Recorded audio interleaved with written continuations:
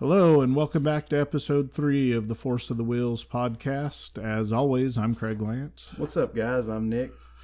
So, Nick, a little bit of Star Wars news this week that I guess we should talk about before we get started. First of all, we lost one of the greats. Yeah. Peter Mayhew passed away at the age of 76, I believe. You know, just sad. It's another one of the originals that we've now lost. Kenny Baker, of course, Princess Leia, and Peter Mayhew as far as the, main original cast from the original trilogy. Thoughts go out to his family and, just thanks for bringing a character to life. Yeah, he brought a great character to a great universe, and he'll be missed. It's sad. It's sad every time you hear about somebody passing away, especially somebody that you've watched for years. Well, I don't think that you have Chewbacca as we know him. I don't think that character would have been anything that people would have really cared about except for Peter Mayhew's personality coming through in the way he portrayed him. Mm-hmm. It would have been real easy for Chewbacca to just be like the lovable dog pet, but he actually brought a humanity to Chewbacca and actually was Han Solo's consciousness. I know some of that was written into the story, but it wouldn't have come across quite right without the right person portraying him. And for sure, we had the right person portray him. Yeah. And all the way up until The Force Awakens, and he was actually filmed some of that movie, like the scenes where Chewbacca's sitting down and things like that. He was in suit for those. The new gentleman, he took over and did all of the action sequences and will be playing Chewbacca from here on out, which it's easy to say, well, anybody can get in that suit and play him, and the new guy's done a fantastic job, but I don't think anybody could get in that suit and play Chewbacca, Yeah, Peter May loved the character, too. You could tell. I mean, he was around, conventions and stuff. And I believe it was more than just for getting the money for the signatures, He really loved that character. Yeah. He fell in love with that character. He fell in love with all the fans that fell in love with him for playing that character. You could tell it was just an overall fun process for him, and we're going to miss him. The new guy's doing a good job. He can move around a little better. He actually played college basketball. Yeah. At I think a Big Ten school. I can't think of what the name of the school that he played for, but he was a pretty good athlete. But still, you miss seeing Peter out there for sure, and you're gonna miss him at the convention scenes, especially. Yeah. I never had the pleasure of meeting him, but I understand he was a very, very pleasurable, nice guy to talk to, and again, just loved the fans, loved being a part of Star Wars. You hear about some of these guys that they are part of Star Wars, but, they kind of did it for a paycheck. Yeah. And maybe he did. I mean, I'm sure everybody's doing it for a paycheck. You're not doing anything for free. But he genuinely seemed to love playing Chewbacca. And it really became who he was. He embraced it all the way up to the end. He was fine with that was who people knew him for, or seemingly anyways. And I think he was around the set, even The Last Jedi, wasn't he? I'm sure he was there as a consultant type thing and helping out. And, you can tell he loved it if he was, he was in his 70s and still hanging around. And good on them to have him still remaining a part of it, even though he, because his knees had went out years ago. I remember for the prequels, he had to have surgery on his knee so that he could be mobile enough to play Chewbacca in the prequels. In being that big of a man, he wasn't heavyset by any stretch of the imagination, but he was super tall. And being that big of a person just over time takes its course on your joints and so forth. And he certainly had issues with that and mobility and things later in life. So again, just thoughts go out to his family. Just thanks again for bringing this character to life in something that we all love. The other news was the big reveal at Star Wars Celebration was that there was going to be a hiatus between movies. And everybody was kind of freaking out. What's that mean? Well, we kind of got some answers this week. The next trilogy starts in 2022. So that sounds like it's a long ways away, guys. That's only 3 years. We know it's taking 2 years to make these movies, which means they're probably going to take kind of a year, get everything in order the way they want it to go, and move into production on the next trilogy. They haven't made any announcements, so this is total assumption.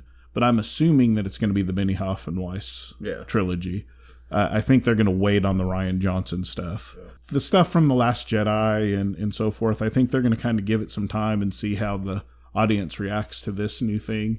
I don't really think there's a such thing as Star Wars fatigue. No. I mean, there will be at some point maybe, but I don't think we've reached that point yet. No, I mean, if they do it right, I don't even see where it could be, we could never have Star Wars fatigue. Just like Marvel's going on right now, you don't really have Marvel fatigue for the most part. I mean, Endgame just hit record-breaking numbers all across the board, so there's no fatigue. And congrats to them.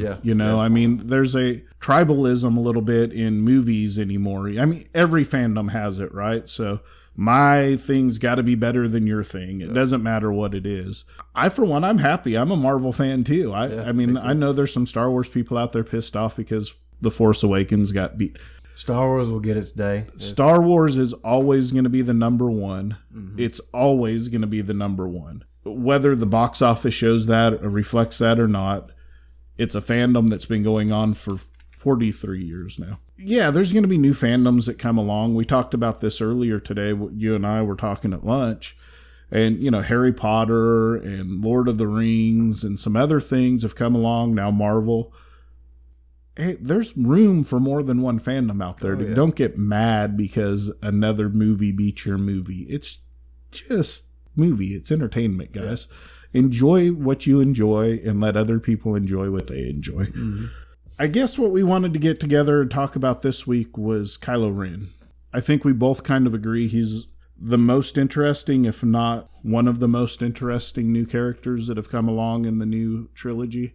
He's a very complex person. Is he good? Is he evil? Well, I mean, we know he's evil, but is he still got the good in him, or is he just straight up dark side now?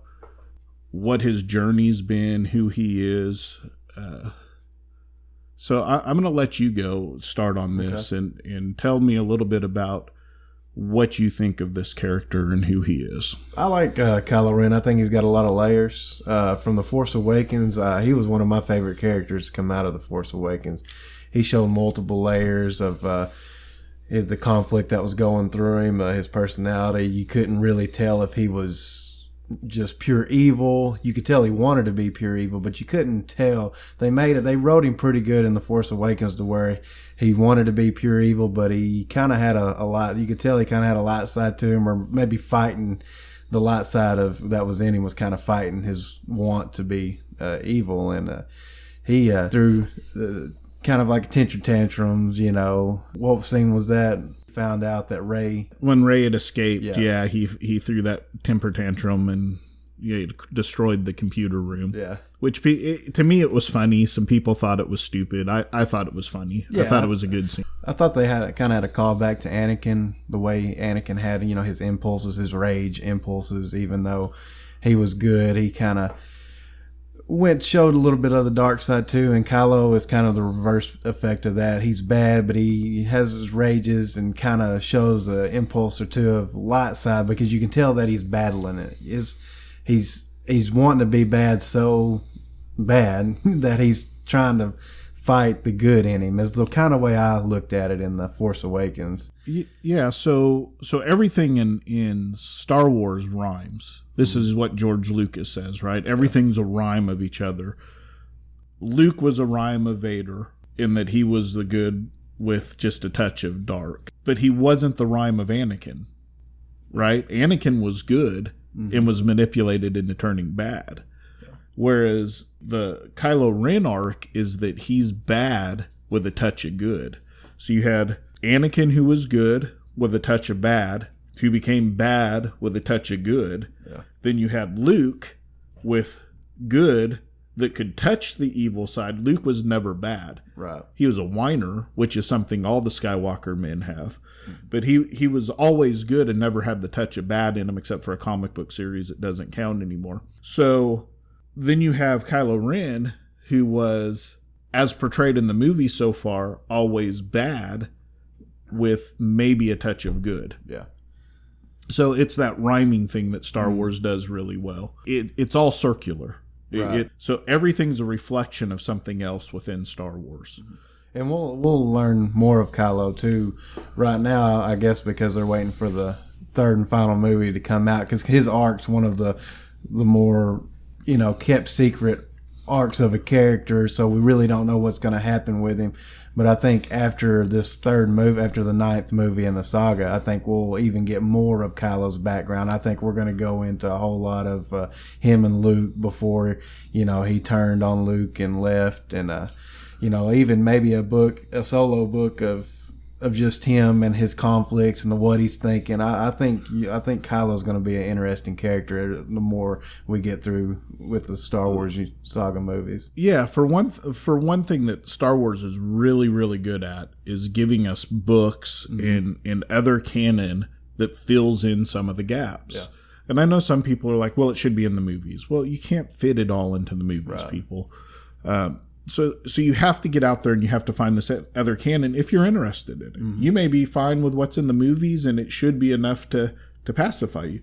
But if you want to know what caused Kylo to take this path, or Ben to take the path that led him to becoming Kylo, there's hints already in the canon that's out there. Bloodlines talks about, that she had to send Ben off to be raised with Luke, to be trained by Luke. Actually talks about it in the novelization of The Last Jedi. It talks about that it wasn't her preference, but she had to send him off. Yeah. We don't know why she had to send him off. Right. It also talks in the novelization of The Force Awakens when she being Leia is talking to Han about Ben. She tells him right then that she knew that he was being influenced by Snoke even back then. Mm-hmm. And that was one of the reasons she sent him off to Luke, because he had to have the training to protect himself from Snoke. Right. And Han's a little upset because she didn't tell him that, and she knew. Mm-hmm. Now that was kept from the movie. That part of their conversation was kept from the movie, but it's still in the novelization, which is canon. Right. Kylo goes off to be trained with Luke, and somehow Snoke is influencing him. Yeah. We don't know that story yet. We know based on stories that are out there that Ben believed that he was the rightful heir to run the galaxy, that he should be the one that should be ruling the galaxy.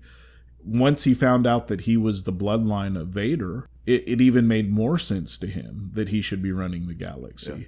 His mom was a princess. His grandma was a queen.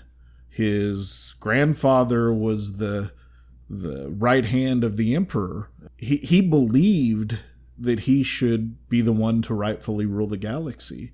So Kylo openly sought out the dark side based upon that.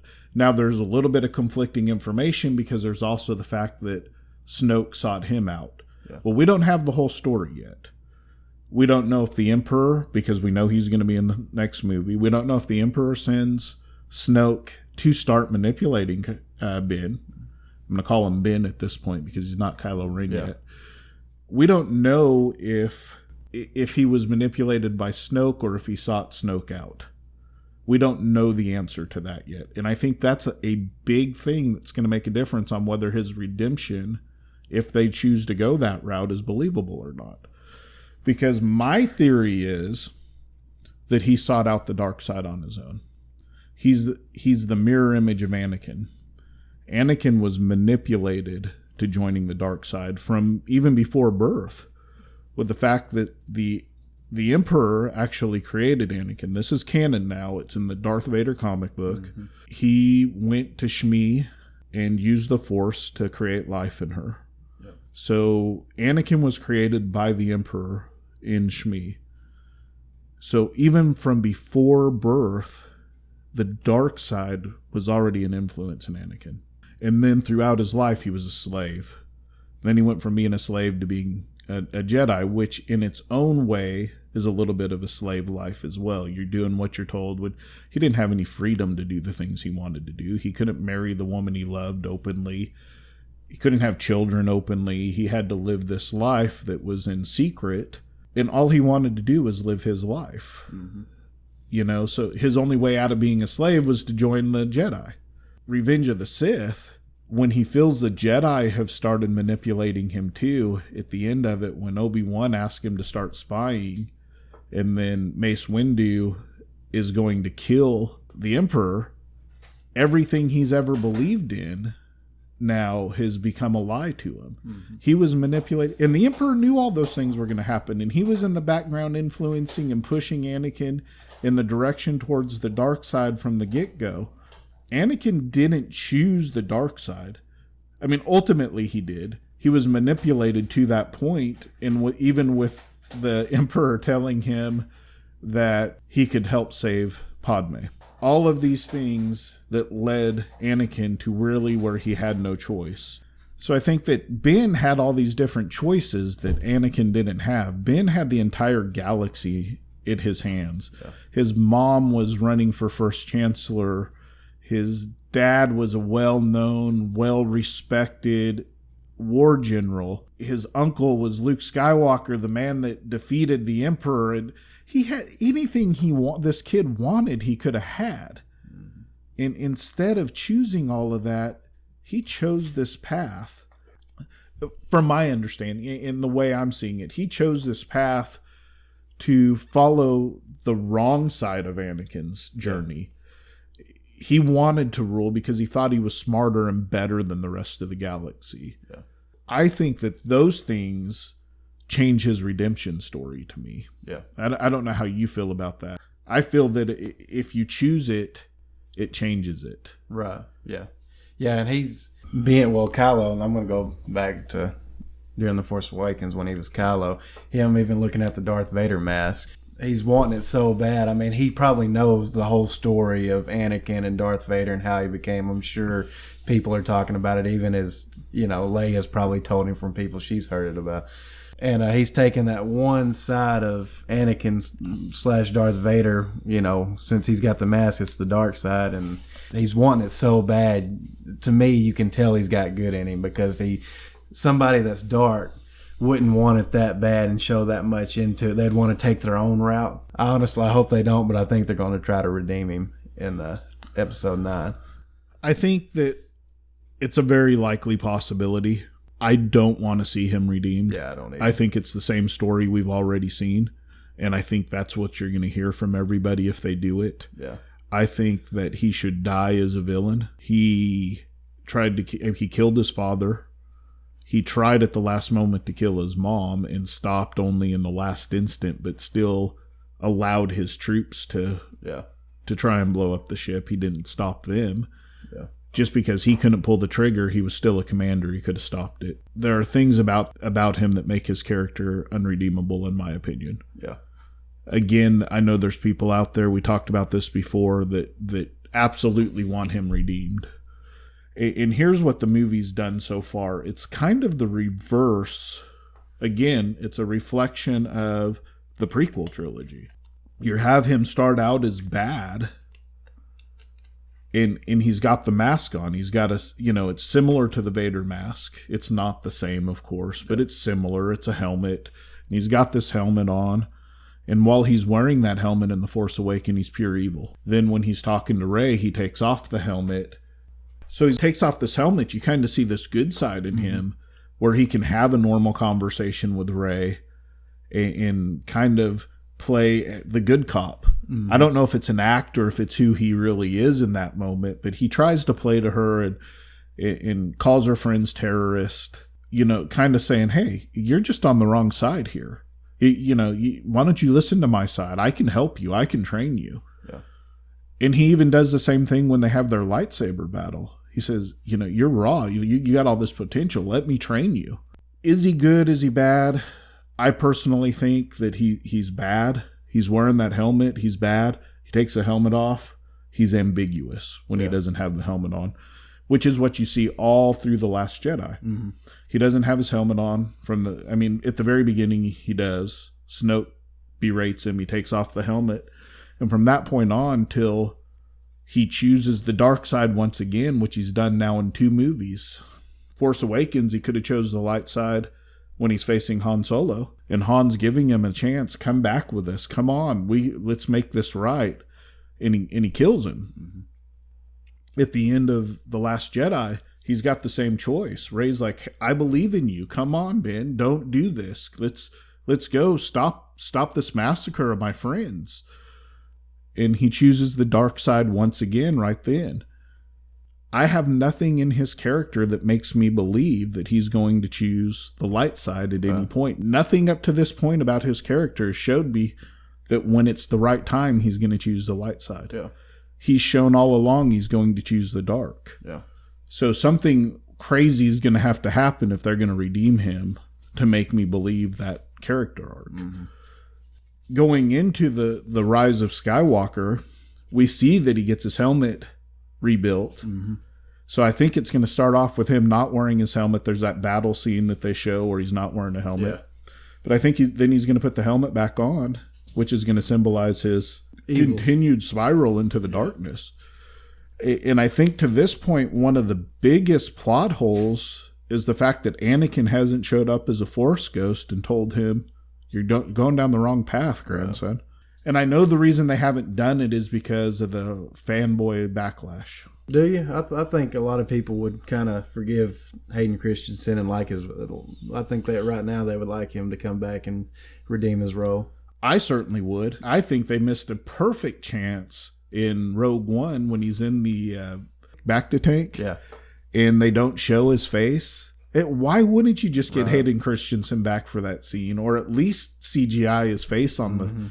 It was a perfect chance in a way to introduce that. Hey, Hayden Christensen's still part of this family. Yeah, I mean, because he went to Celebration. He did for the first time. Yeah, in Florida when they had it in Florida. Yeah.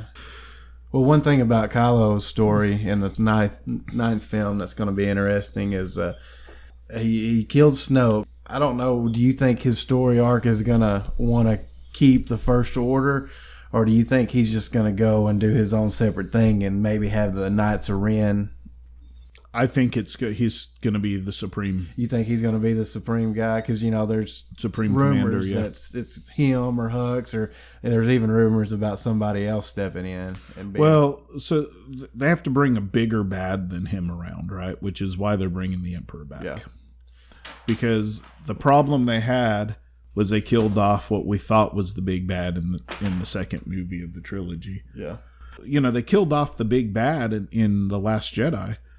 Where does that leave the story arc going? He has no one to answer to. Now he's the big bad, which is fine if that's the way they want it to go. But you can't have the big bad then be a redeemable character. Right. Once you're the big bad and you're the Emperor, that's that. Yeah. You're stepped in, you've taken over the galaxy.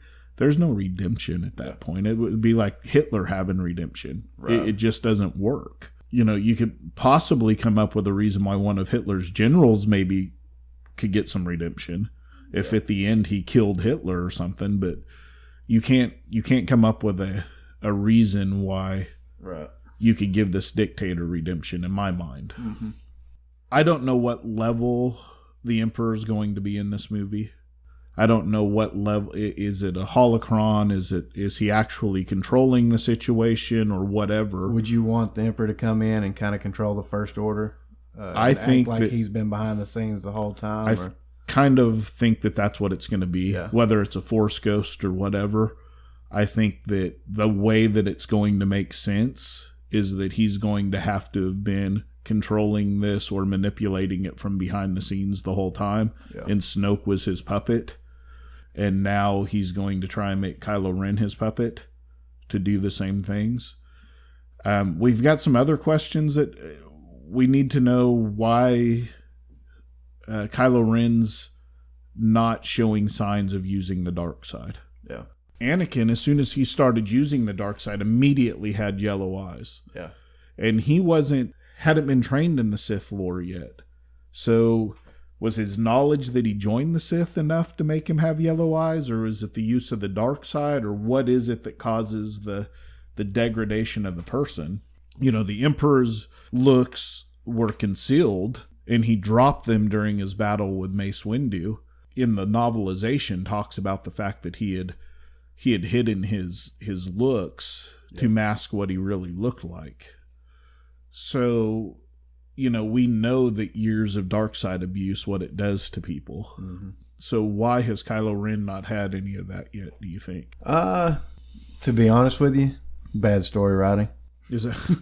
See, I don't think it's that. I think there's a reason behind it. I hope there's a reason, and the reason, if there is a reason inside the movies, I want to say because he is still conflicted and he hasn't totally went to wanted just the full power of the dark side. Maybe the dark side can sense if how much they really want it or how much power they have within themselves to use the dark side of the Force. That would be the only reason to me why he wouldn't have yellow eyes, because he thinks he wants to be a dark Sith. side user. Yeah, we don't know what. Yeah, he's not. He doesn't want to be a Sith because he wants the Sith to end, right? Yeah. So maybe it has something 100% to do with Sith magic in Sith powers versus dark side powers, because I don't believe that Anakin wasn't conflicted at the end of Revenge of the Sith. Yeah, he hated Obi-Wan in that moment. He was mad at Padme.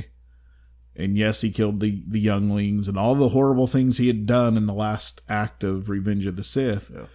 But when he's standing there on Mustafar, he's crying. Yeah. And then he turns and looks at the camera and his eyes are yellow. So that's somebody that's not that's somebody that's conflicted. Well, yeah, I see that with Anakin though. I mean, he's conflicted still, but he's made his choice. He's made his choice, and he knows that he's going to do anything to save Padme, and he's already killed younglings, and that's about as bad as it can get, Yeah. So I think Anakin, that he said, I'm going full-fledged into it. Yeah, I'm going to have some conflict. And even in the comics right now, it shows that he's having conflicts, even as Darth Vader. I think, without a shadow of a doubt, he knew there wasn't no turning back. And the dark side kind of knew that he was all in. Yeah. I mean, it'll be interesting to see how they explain that. And it may not be explained in the movies. It may take a book or a comic book or something of that nature. Yeah. I think there's a reason behind it. I don't think that... J.J. Abrams wrote The Force Awakens. J.J. Abrams, if you can say a lot of things about him, the guy's a good story writer. Yeah, he is. He doesn't generally leave plot holes. He might leave some for you to guess, like some storylines for you to guess, some mystery boxes he calls them. But he generally doesn't leave plot undeveloped. Yeah.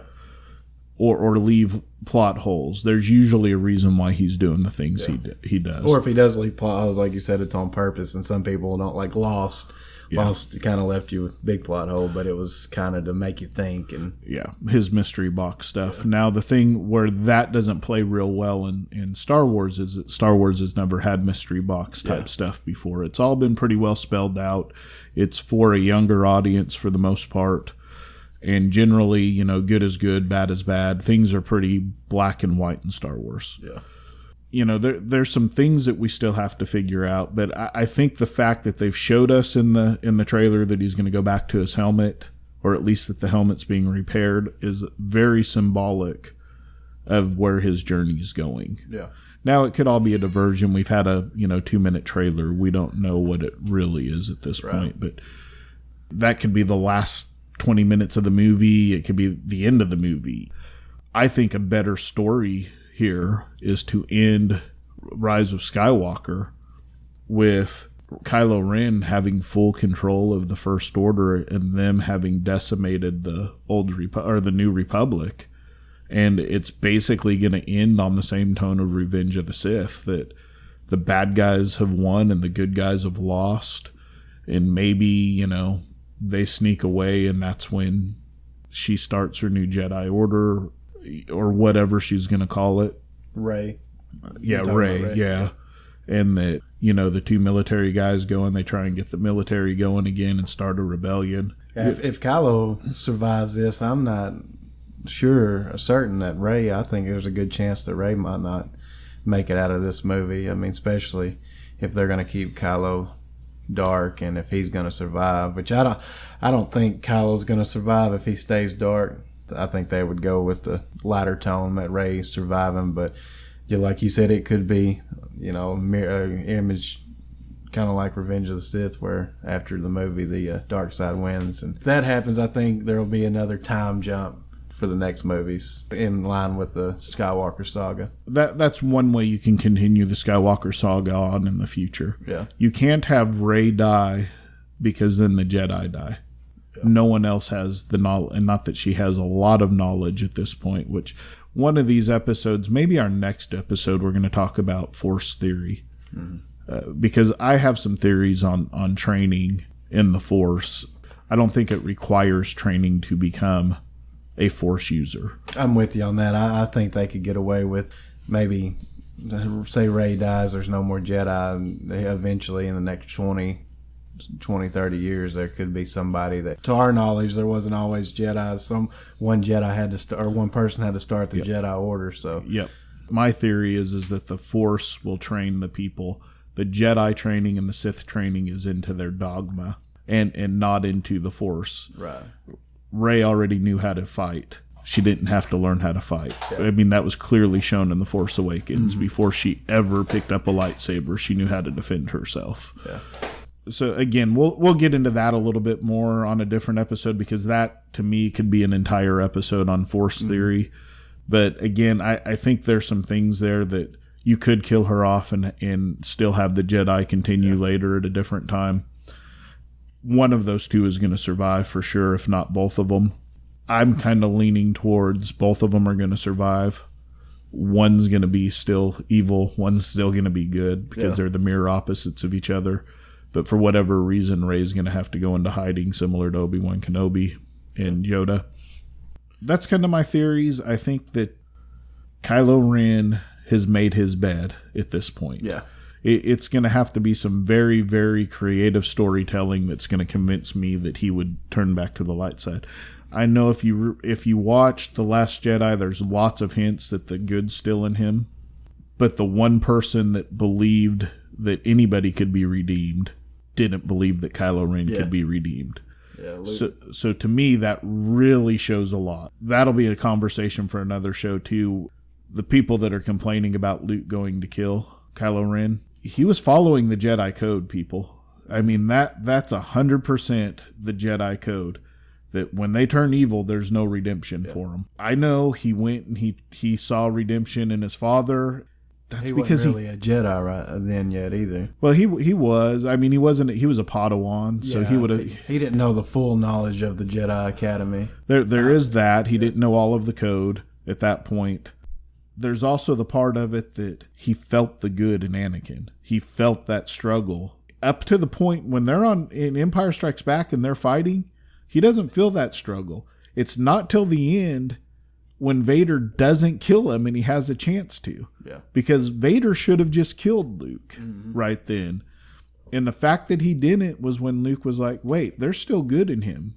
I can feel that good in him. Yeah. And so at that point, he decided that he could try and redeem him. He couldn't feel the good in Kylo Ren, people. That's why he was going to strike him down.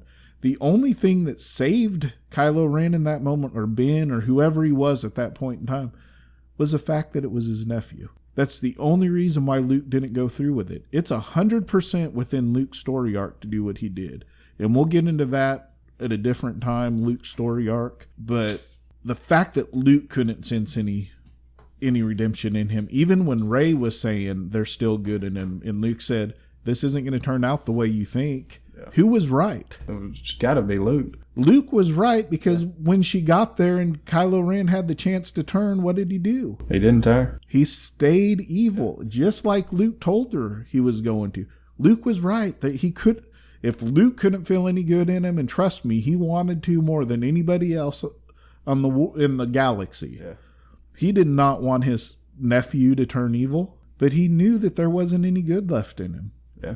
And Rey might see something that Luke didn't, and maybe we'll figure that out in episode 9. But as of right now, Luke was definitely right. There wasn't no she saw good in him because he was manipulating her to believe that there was a chance. And Snoke was manipulating her so that she would fall into the trap. Luke knew there was no good in him.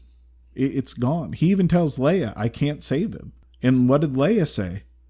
I know. Luke and Leia both know he's not redeemable. Why do we think he's redeemable? And Luke's the guy that, redeemed the most horrific villain in movie cinematic history. There's some claims that maybe Thanos is, but come on. No. Vader's more iconic. So believe what you want to believe. It's going to be Vader till the end.